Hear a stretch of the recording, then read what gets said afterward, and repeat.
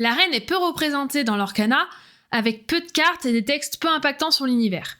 Mais tout change au chapitre 5 avec 3 nouvelles cartes. Est-ce que la reine pourrait être une future méchante de l'Orcana ?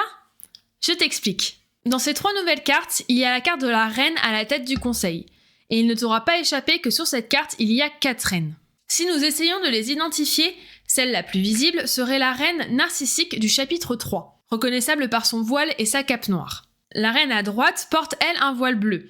Il s'agit donc de la reine devineresse du chapitre 4. Pour ce qui est des 2 reines restantes à gauche, il va falloir qu'on s'intéresse à leur couronne. La reine dont le visage est le plus visible arbore une couronne avec des pointes en forme de flèche. Il s'agirait donc de la reine rivalaineuse du 7-3. Pour ce qui est de la reine restante, on remarque une pointe supplémentaire sur le pic du milieu et une dorure au niveau de son col.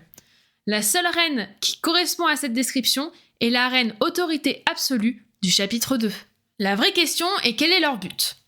Je me suis dit au départ qu'elle complotait peut-être pour se débarrasser de la nouvelle reine Fullborn du chapitre 5, puisqu'il s'agit de la reine la plus belle, et on sait qu'elles ont un petit problème avec la concurrence. Ce qui est sûr, c'est que comme tout bon méchant, le but ultime est de régner sur l'Orcana dans un monde divisé en 4, en tout cas au début. N'hésite pas à me dire en commentaire ce que tu penses de cette théorie, et pourquoi pas ta petite idée sur le prochain vilain de l'Orcana.